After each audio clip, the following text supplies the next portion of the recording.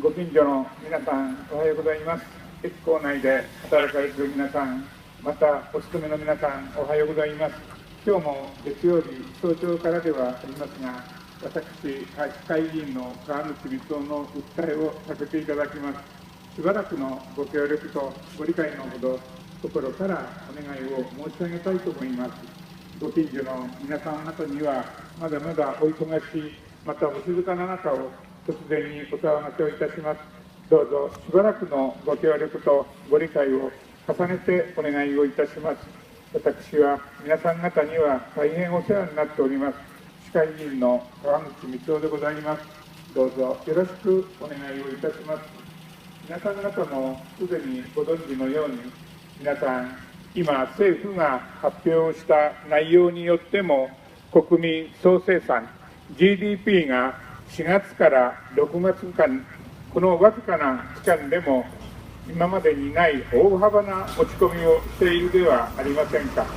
年率に直しますと、6.8% も GDP が大幅に減少をしている、こうした内容が報告されています。国民の暮らしは消費者物価の引き上げや、また便乗値上げなども含めて、消費税の痛みがじわりじわりと今日において私たちの家計を襲ってきています。今大事なのは、私たちの家計を温める、そして消費経済を活発化させるためにも、私たちの賃金を引き上げ、雇用の安定を図ることではないでしょうか。皆さん、税制というのは、力のある方、所得のある方から応分の負担をしてもらう、いわゆる応能負担の原則こそ貫くことであります。さらには、日本のものづくりの 90% 以上を担っている中小・零細企業の皆さん方を支援する、こうしたことでこそ、初めて日本の経済が安定をする、雇用が安定をする、こうした日本を作ることこそ求められているではありませんか。アベノミクスで景気が良くなった、また国民の暮らしは想定内だ、このように安倍首相は胸を張りますが、国民の暮らしがこんなにも厳しく、また収入が失礼しました、25ヶ月連続して減少をし、目減りをしていることが想定内でしょうか。一方では、私たち国民には大きな負担、しかし大企業には大減税の大盤振る舞いではありませんか。皆さん、消費税を増税しても国の財政状況はむしろ悪化をいたします。それはなぜかと言いますと、消費税分で国民の暮らしを圧迫する、その分を大企業の減税で補填し、こういう現状であります。消費税が 3% に増税されたその時から今日まで、私たち国民は288兆円もの大きな消費税の負担を、ありがとうございます、してまいりました。しかし、その 90%、255兆円が大企業の減税に回されてしまっている、こうした現状だからこそ、福祉の予算も厳しい現状ではありませんか。社会保障は来年の4月からさらに一段と厳しさを増してくる、この現状であります。こうした現実、事実をぜひしっかりと見極めていただきたいと思います。今こそ大事なのは、私たちの暮らしを守るためにこそ税金を使う、税制は応能負担の原則を貫く、こうした政治が求められています。私たち日本共産党、皆さん方と暮らしを守る、雇用を守る、賃金を引き上げろ、こうした立場で全力を挙げて頑張り抜きます。おはようございます。ありがとうございます。どうぞ皆さん方の大きなお力添え、お寄せいただきますよう、心からお願いを申し上げたいと思います。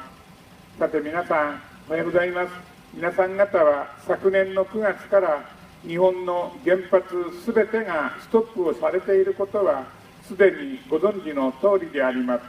福島第一原発の汚染水対策だけでも、なんと皆さん11兆800億円も使っているではありませんか。これがほとんど税金で回されている、こうした状況であります。そしてこのストップしている原発の維持管理費は私たちの電気料から補填されているではありませんか。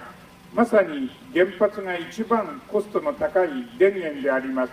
原発と人間は共存できません。皆さん方もご存知のように、いまだに福島の原発の汚染水、除染は進んでいません。巨大な地下トンネル、いわゆるトレンチと言われているところには、なんと1万1000トンの汚染水がたまり込み、それがいろいろな隙間や地層の中から海に流出しているではありませんか。こうしたことを今すぐ国の責任でやめること、このことこそ大事であります。これまで11兆800億円も使い込んでいるこうした現状を直視して、今こそ原発再稼働は許さない、この声こそ上げていこうではありませんか。心からお訴え申し上げたいと思います。皆さん、この福島原発事故のために使われている、投入された11兆円に及ぶこの費用は、ほとんどが税金で使われている。そしてこれを立命館大学の環境学部の教授が試算をいたしました。皆さん、こうした指揮者の皆さん方からも原発再稼働は許されない、また一番コストが高いのが原発である、このように言われているではありませんか。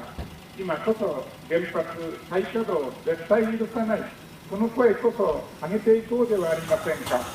福島第一原発の事故のために、いまだに14万人の方々がふるさとに帰れない、そして家族がバラバラで暮らさなければならない、こうした現状であります。皆さん、人間と原発は共存できません。一番高いコストの電源がまさに原発であります。原発の管理維持のために電気量を引き上げる、こうした電力村の原子力村の言い訳は絶対に許されるものではありません。今こそ原発ゼロの社会を目指す、再生可能な自然エネルギーへの転換を図る、そうした日本を作っていこうではありませんか。心からお訴え申し上げたいと思います。皆さん、今皆さん方は安倍内閣の暴走をどのような思いで見つめ受け止めていらっしゃるのでしょうか。このままの安倍内閣の暴走を許すならば、これまで安全安心平和な日本であったのにもかかわらず、皆さん再び戦争ができる国づくり、こうした方向にさらに暴走が加速してきているではありませんか。こうした暴走をストップさせ、安倍内閣を打ち倒さなければ、私たちの暮らしや安心安全平和な日本の社会を守り抜くことができません。力を合わせて安倍内閣の暴走にストップをかけ、この政権を打ち倒していこうではありませんか。そのためにも暮らしを守れ、平和を守れ、こうした国民世論を広げに広げ、一点での共闘を広く大きく広げていくことが求められます。今こそ暮らしを守れ、雇用を守れの声を大きく上げていこうではありませんか。心からお訴え申し上げたいと思います。私は日本共産党沼津市議会議員の川口光雄でございます。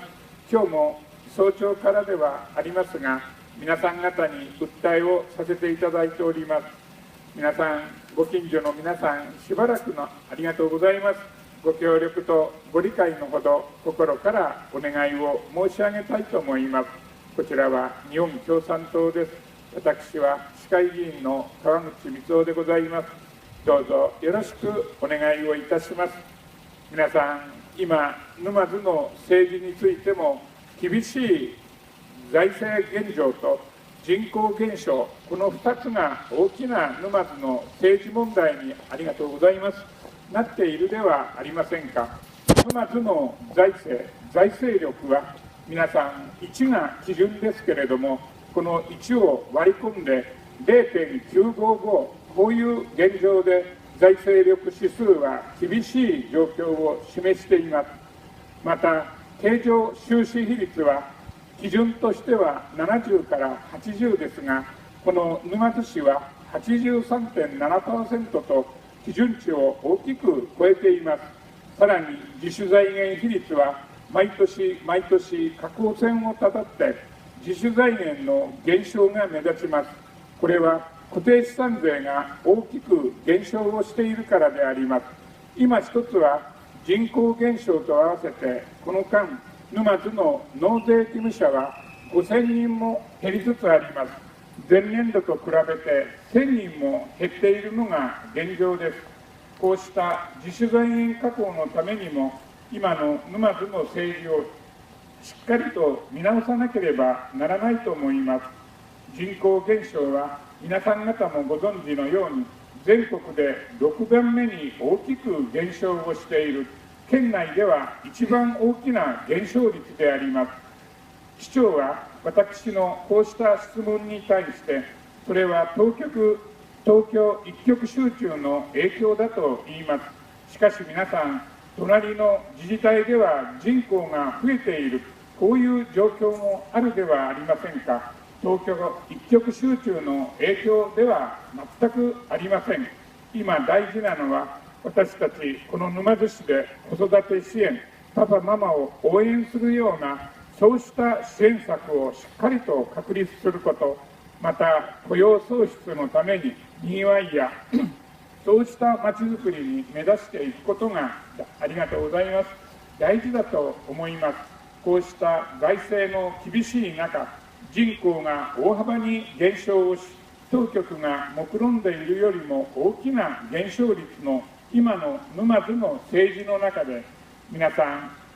私たちが抱える借金の総額は1335億8000万円にも及びます。これは赤ちゃんからお年寄りまで市民1人当たり65万6000円にもなるではありませんか。その中で鉄道高架事業をやるんだと言っています。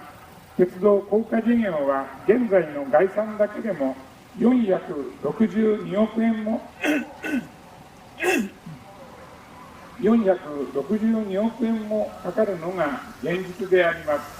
皆さん、こうした鉄道高架事業、市長はこの鉄道高架の基金があるからと言いますが、133億5000万円ほど基金があります。